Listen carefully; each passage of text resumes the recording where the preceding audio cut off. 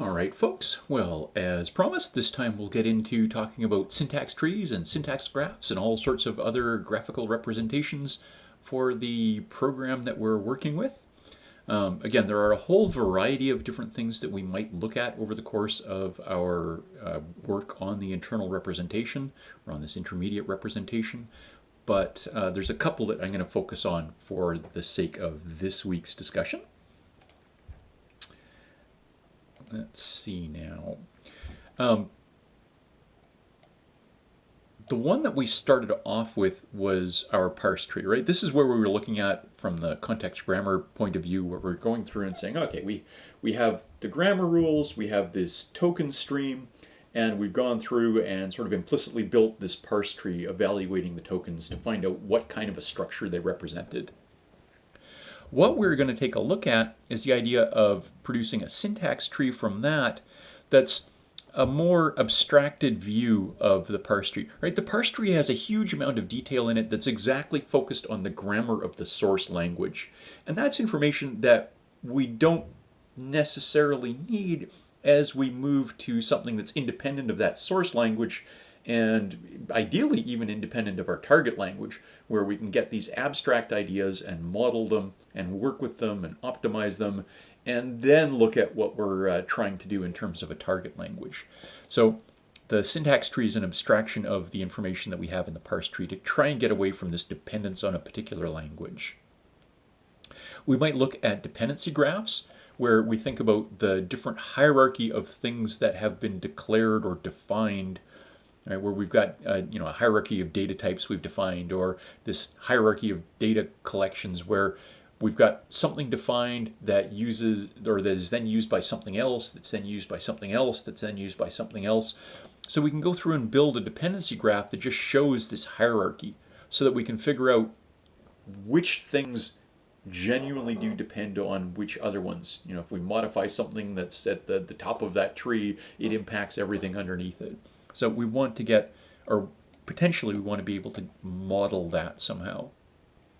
We want to be able to model the sequence of actions within the program. So when we've got things like loops, you go through this sequence of statements and then back to the one at the start of the loop. Or if you've got an if and an else, then under one set of circumstances you go through this block of code, under a different set of circumstances you go through another block of code. So we can use control flow graphs to model blocks of code and the transitions between them. So when you might go from one block to another block. So control flow graphs are something that we'll certainly spend some time on. Call graphs we'll talk about later on, the idea of having sort of a model of which functions exist, which subroutines exist, and what the potential calls between them are. Which functions get called from which other functions or from which other parts of the code. So in this case, our graph might have a bunch of nodes representing the subroutines and then directed edges representing the calls from someplace to one of these subroutines. So all sorts of different graphical representations. To get started, we're going to focus on the syntax trees and syntax graphs. And again, the idea for that is to say we've got these parse trees that we went through and constructed based on the original grammar and the token stream that we've got.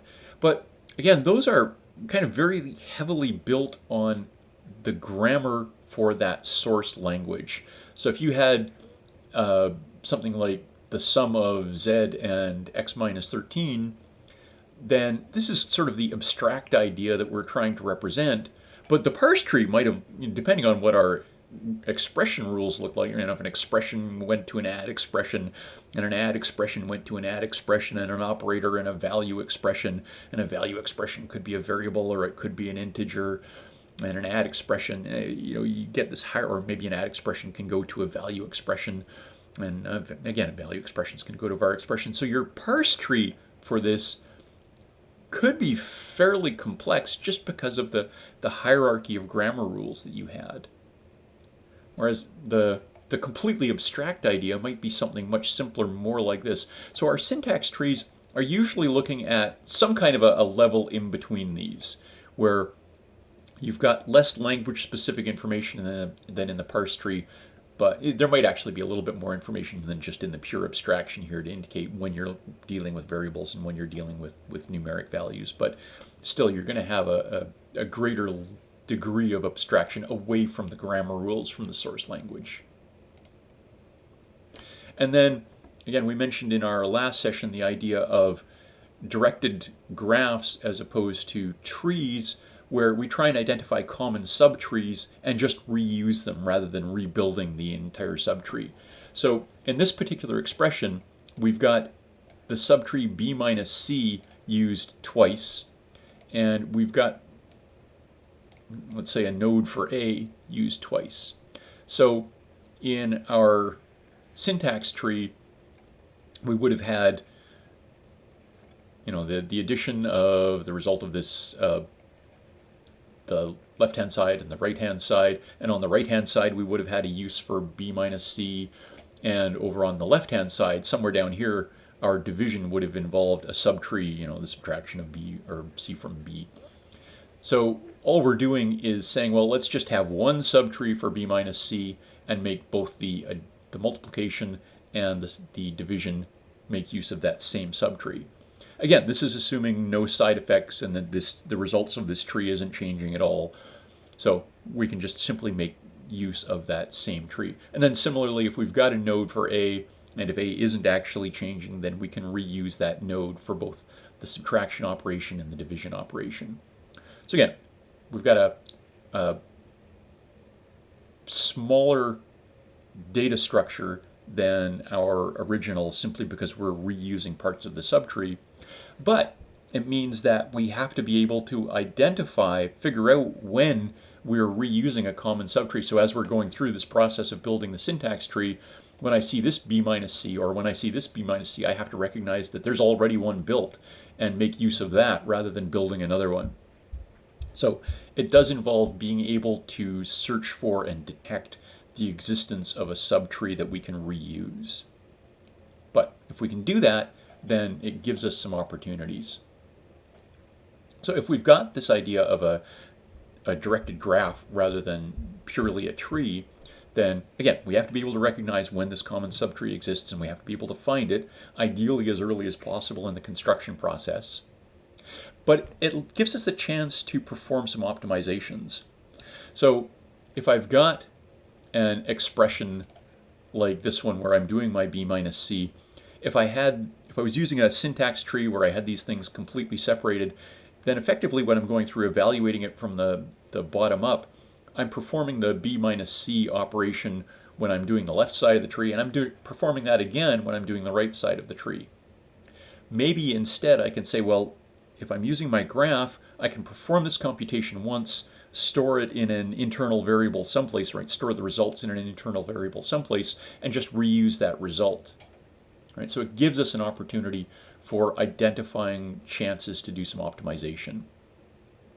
Now, here we've been looking at it from the perspective of expressions, but the same idea works if we're talking about blocks of statements. If I've got some sequence of 5 different statements, and I recognize that that same block appears in multiple places, then if I've got a little subtree representing that block of 5 statements, then I can say, well, rather than repeating that exact block of statements in the 3 or 5 or 25 different places it appears in the code, maybe I can replace it with a callable block, a subroutine or something like that I can then call, right? So it's write that subroutine and call it multiple times instead of embedding that same block of code multiple times in the code for the target language. So it gives us the opportunity to identify places where we can do some optimization.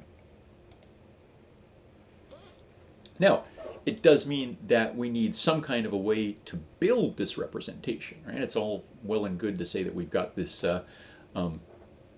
this internal representation, but somehow we have to be able to create it. So what I'm going to assume is that we're going to build a tree or a graph that's got leaf nodes that represent the kind of tokens at the bottom layer, and then internal nodes of some form. And so what we need is to have a way to say, okay, each time I apply a derivation rule, whether I'm working bottom up or top down, every time I apply a derivation rule, I'm going to apply these construction rules that I have associated with it on how to fill in or create new nodes and leaves. So what I'm going to take a look at is a top-down approach. And so we'll start with a node that represents whatever our top non-terminal is, right? Our most generic non-terminal. And every time we apply a derivation rule, we'll apply a set of construction rules that go along with that to generate new leaves or new nodes, or to fill in the values for existing leaves and nodes. So let's say I've got my grammar over on the left-hand side here. So an expression can be an add expression. An add expression can either be a multiplication expression or an add operator, and a multiplication expression. So our usual kind of hierarchy here.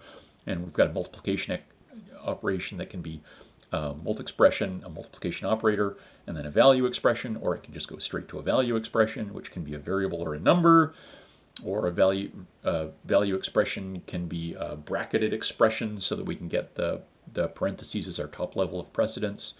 And let's say we've got addition and subtraction as our addition operators, and multiplication and division as our mult operators. Right, so a pretty typical grammar for the sorts of things we've been looking at so far to get the precedence that we want. So what we want to do is, for each of these rules, we want to go through and come up with a construction rule for what the nodes and leaves in our syntax tree or syntax graph are going to look like. So what we'll say is, at the top level, we'll create an expression node. And so that'll be our starting point. We'll have a node representing our expression overall. And we'll talk about implementations for the nodes themselves in a sec. But we've got this, we start off with this abstract, or this expression node. And then if I apply this rule, where an expression node gets replaced with an add expression, then we'll say, okay, well, let's assign an add expression node to our expression node. Right? So we're essentially, this is probably, we're looking at a hierarchy of classes, or we're looking at pointers, or whatever it might be. But we'll take this kind of approach. Okay, so now our expression node is an add expression.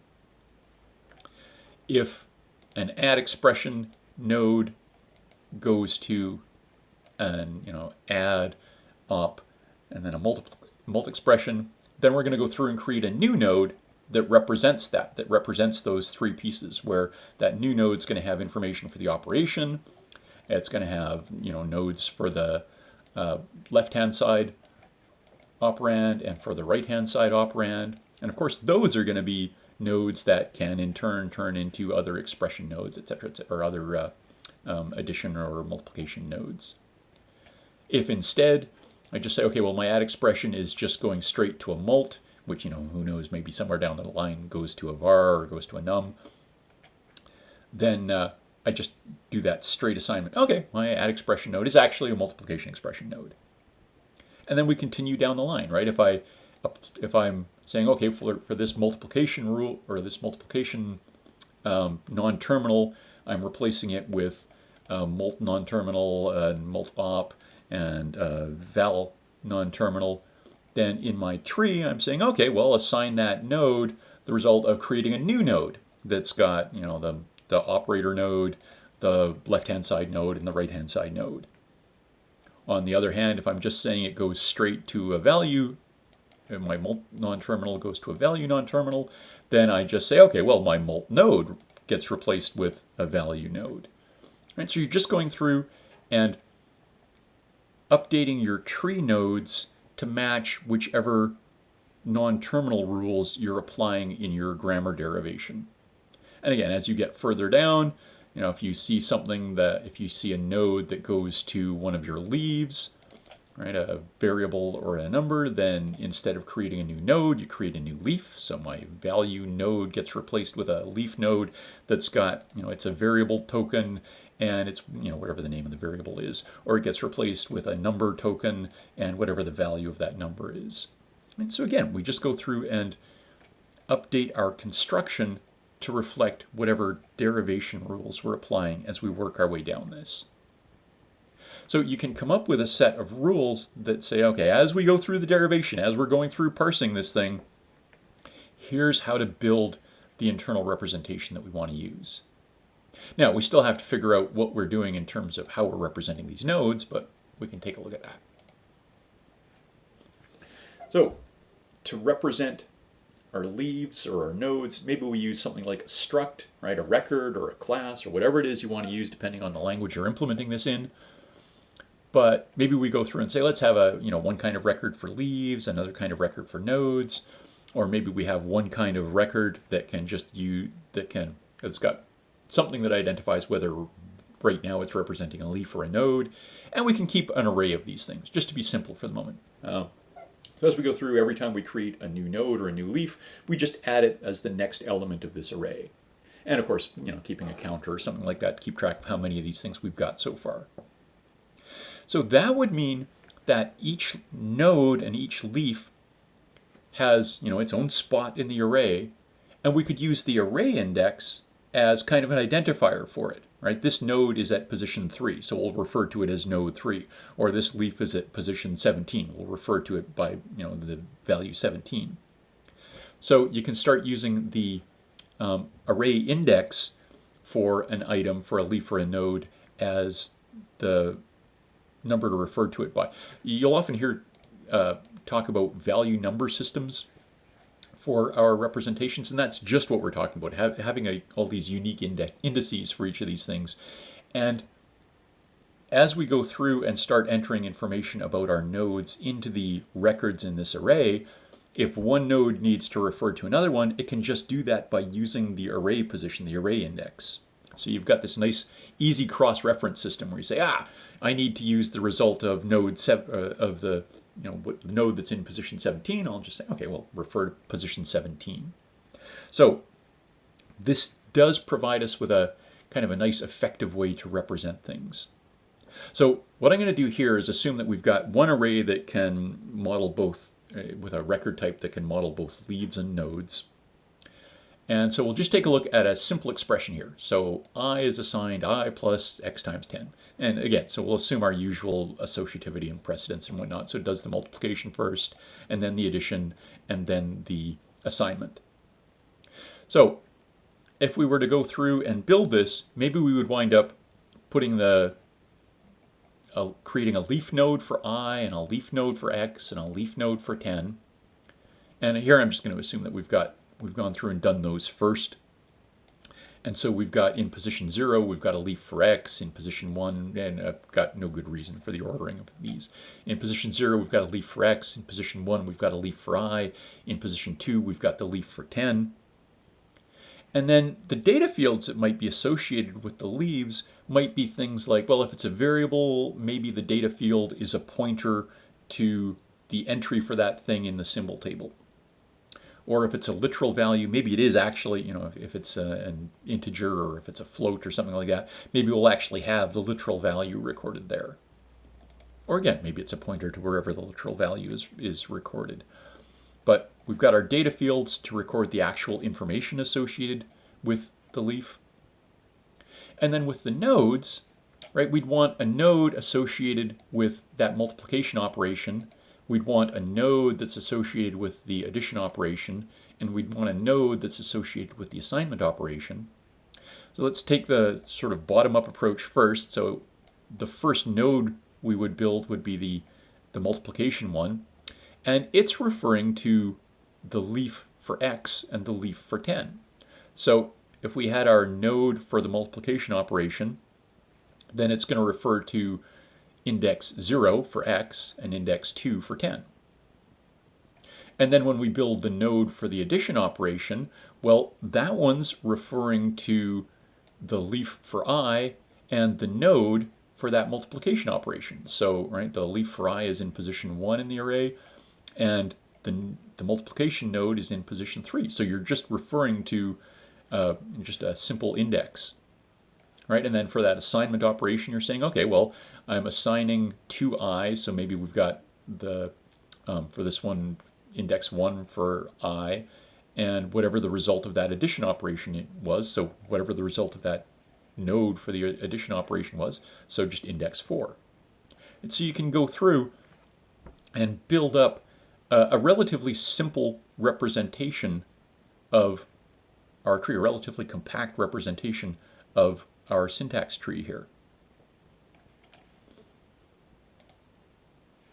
Now, one of the problems, this is a nice simple example, nice tiny example, but as we're building this, we need to find the array entry that has the information for the piece that we're using. So for instance, when I was going through and building the multiplication node, I would have had to go through and find out which entry in the array had the information for x and which one had the information for 10.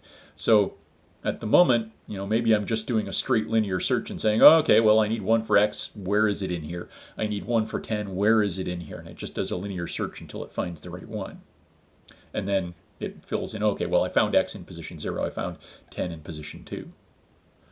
But as this array gets bigger, right, this linear search going through the entire array, all of the array elements constructed so far, looking for the thing that defines what you want to use, is a slow process. So right now that's a linear search, which is going to be pretty slow. Maybe instead of just using a straight linear array here, maybe instead we build a binary search tree. So we've got a binary search tree that I don't know, has some kind of an ordering on our leaves and nodes. Say, okay, well, we can search this somehow. We need some kind of a criteria for identifying what constitutes an ordering of our leaf nodes. But we could go through and try and come up with something like that so that we could perform a log time search of our binary search tree to find what we're looking for. Right, so it makes a more complex data structure, but more easily searchable or more rapidly searchable. What's in fact often done is to store the nodes in a hash table. So we'll have a hash table with a whole bunch of buckets for each entry, and then a hash function that takes our current node information. So if our current node is supposed to be doing the multiplication of x and a 10, then it takes that information, uses that in its hash function, and gives you back, okay, look at bucket 17 or look at bucket 23. So this hash function is supposed to randomly distribute our potential nodes and leaves across this collection of buckets. So if you've got a good hash function that's reasonably efficient, then you can get a very rapid approach to say, okay, well, for this node, if it exists anywhere, it's going to be in bucket 17. So we jump to bucket 17, and there might be 3 or 4 things in that bucket, or 3 or 4 entries in that bucket. We look through that 3 or 4, but we're not looking through the entire array.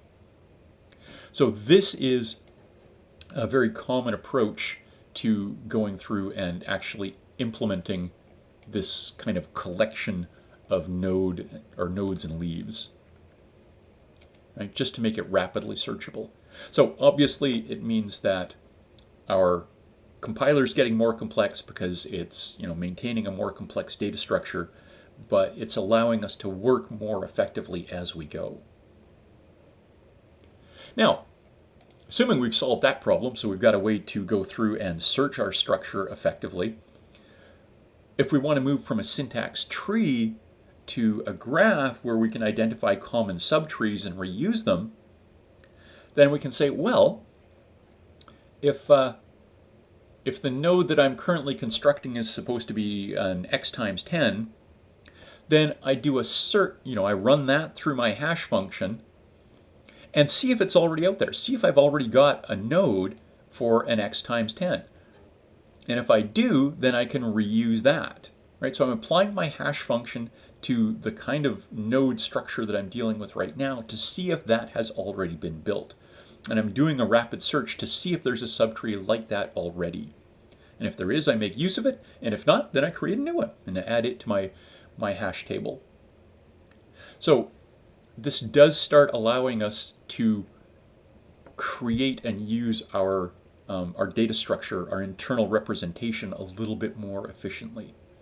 And of course, it comes at an increased complexity in our design process, but that's going to be worth it when we start looking at trying to compile really large programs with a lot of instructions and a lot of potential subtree reuse. All right, so I think that's where we will leave the discussion of trees for the moment. what I want to do in our next session is to look at linear codes as a completely different way of representing the information. And then after we've gone through that, then we'll take a look at some modeling and implementation issues in a future session. All right, we'll leave it there for now.